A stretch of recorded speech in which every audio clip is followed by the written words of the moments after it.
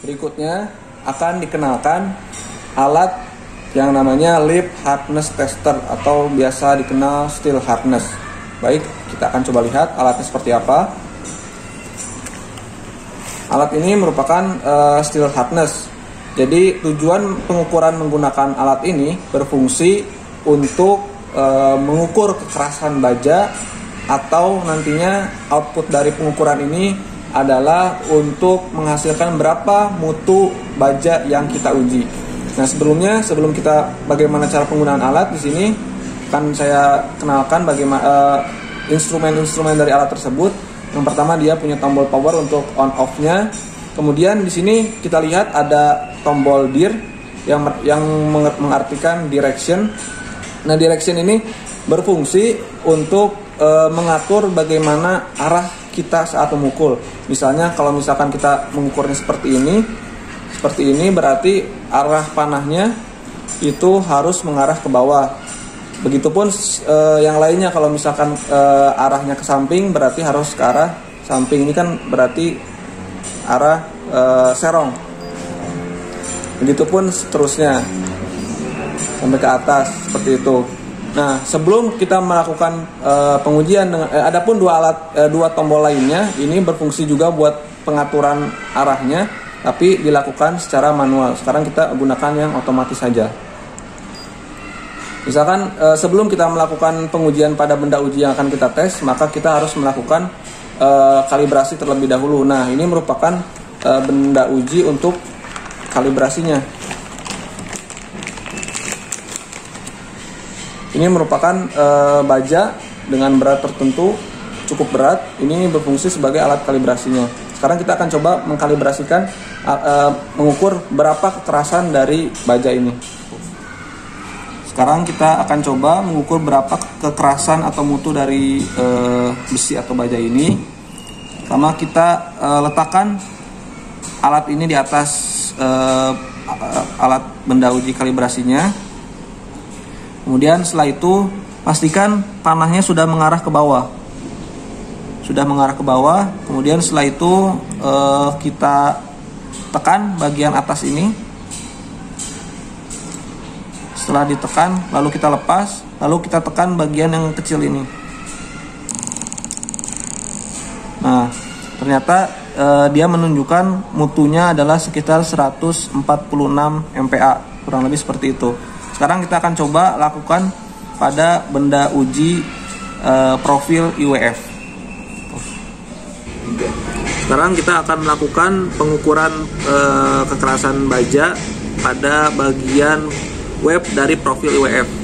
Pertama, sudah kita nyalakan dan arahnya sudah betul ke bawah. Kemudian kita dorong bagian yang kecilnya, bagian piringannya. Kemudian kita dorong bagian kecilnya, tekannya.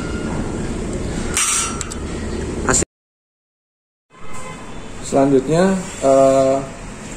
pada video kali ini akan dikenalkan alat Pile Integrity Test atau PIT. Alat ini berfungsi untuk mengukur panjang kedalaman dari tiang yang terpasang ataupun mengukur bagaimana integritas tiang yang terpasang, apakah tiang tersebut cekung, cembung, atau memang sudah terpasang dengan baik. Nah, sekarang akan diperlihatkan. Bisa kita lihat di sini ada beberapa instrumen alatnya. Ini merupakan data loggernya sendiri. Ini yang berfungsi untuk melihat bagaimana file yang diuji nanti. Kemudian ini merupakan hammernya. Ada dua bagian pada hammer ini. Kita lihat di sini. Ada bagian yang besi, adapun bagian yang mungkin bisa dibilang plastik ya. Nah, ini memiliki fungsi yang berbeda. Kalau misalkan yang baja ini berfungsi ketika kita akan melakukan pemukulan atau pengetesan pada tiang pancang beton. Adapun kalau yang ini, yang plastik, ini berfungsi untuk pemukulan pada tiang pancang yang baja seperti itu. Kemudian selanjutnya ini merupakan akselerometernya. Ini merupakan sensor akselerometer yang berfungsi untuk menerima gelombang sinyal yang dipancarkan akibat getaran dari hammer ini. Sekarang kita akan coba lihat bagaimana penggunaan alat. Sedangkan sisanya ini meteran biasa. Kemudian ini adaptor yang berfungsi untuk mengisi daya dari data logger ini. Sekarang kita akan coba praktekkan. Kita akan coba ambil ini dan ini.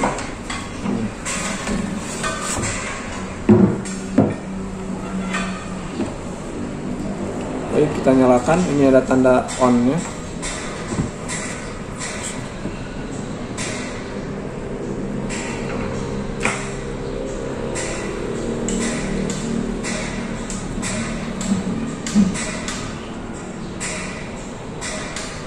Ya, sudah tampil di layar kita ada beberapa menu. Sebelum kita melakukan pengukuran, mungkin kita akan melakukan pemasangan beberapa instrumen alatnya dulu. Yang pertama, kita akan memasang akselerometer ini. Ini kita hubungkan ke data loggernya. Ini kita hubungkan di bagian sebelah sini.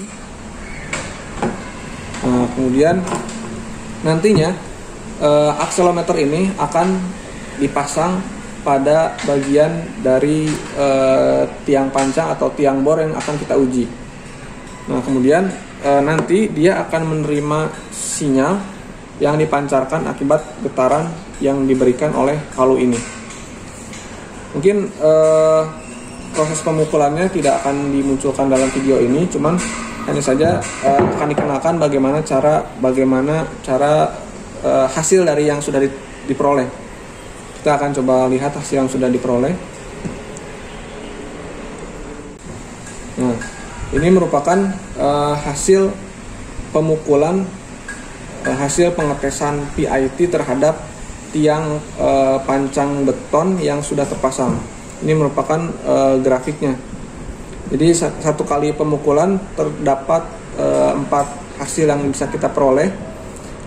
Kurang lebih untuk interpretasi data adalah seperti ini. Jadi di saat kita melakukan hasil pemukulan yang diperoleh, saat ini kan bisa kita lihat pada saat awal pemukulan gelombangnya ini sangat tinggi. Jadi grafik ini menunjukkan yang arah vertikal ini menunjukkan amplitudonya, sedangkan yang arah horizontal ini menunjukkan kedalamannya.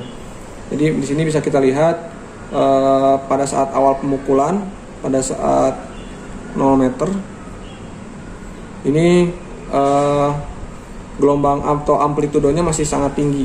Nah, kemudian ketika dilakukan pemukulan menggunakan palu ini, itu kan si gelombang amplitudo akan secara bertahap mengecil. Nah, saat gelombang amplitudo ini semakin kecil, artinya itu merupakan batas dari tiang pancang tersebut atau tiang bor pondasi yang terpasang. Sekarang kita akan coba lihat data yang lain.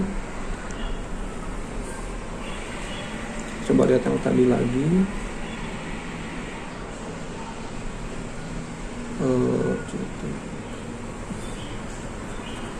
Nah, ini contoh untuk yang lainnya. Sekarang kita akan coba sedikit praktekkan bagaimana cara penggunaan alat ini saat akan dilakukan proses pemukulan. Pertama kita pilih masuk ke measurement analysis, kemudian kita option, kemudian kita buat project baru, misalnya new project, contoh. Oke, kemudian kita isi file numbernya, misalkan 1, enter. Nah, kemudian di sini kita pun tetap harus melakukan estimasi berapa kira-kira panjang dari tiang yang akan kita lakukan pengukuran. Satuannya meter, misalkan kita asumsikan 40 meter di awal. Nah, kemudian selanjutnya di sini ada wave speed. Nah, wave speed ini tergantung pada material dari tiang pancang yang akan kita uji. Misalkan kalau tiang pancangnya berupa beton, berarti nilai wave speednya di antara 3.000 sampai 4.000. Kalau misalkan untuk tiang pancangnya berupa baja, itu berarti nilainya di atas 4.000, mungkin sekitar 5.000 sekian. Nah, setelah itu kita masukkan, kemudian kita lanjut ke menu selanjutnya, file. Nah, ini kita bisa milih jenis pondasinya berupa apa, apakah berupa tiang bor, atau misalkan berupa pre-stress, atau misalkan berupa tiang pancang baja yang diisi dengan beton. Itu kita pilih di sini. Kemudian kita pilih juga bentuk dari profil dari tiang pancangnya, apakah lingkaran atau berbentuk persegi. Nah, kemudian selanjutnya kita isi juga berapa ukuran dari tiang pancangnya tersebut.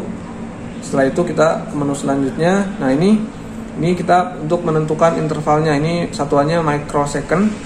Kemudian ini panjang gelombang yang kita mau pakai berapa. Kemudian triggernya, ini trigger ini menunjukkan saat kita melakukan pemukulan mau sekeras apa, apakah kita mau melakukan pemukulan yang high atau keras yang kencang sekali, yang low atau yang mid saja. Kemudian selanjutnya kita juga bisa memilih unitnya apakah berupa length ataukah berupa time. Nah, setelah itu sini barulah ketika akan melakukan pengujian kita akan klik analysis. Ini sampling maksudnya, sampling. Nah, berarti ini pengujian sudah bisa dilakukan. Artinya ketika sensor akselerometer ini menerima getaran, dia akan menangkap getaran tersebut. Misalkan saya berikan getaran sederhana ini. Tuh. Ini artinya dia menerima getaran dari palu ini. Tapi kalau misalkan kita stop, nah artinya dia tidak menerima pancaran gelombang dari palu tersebut.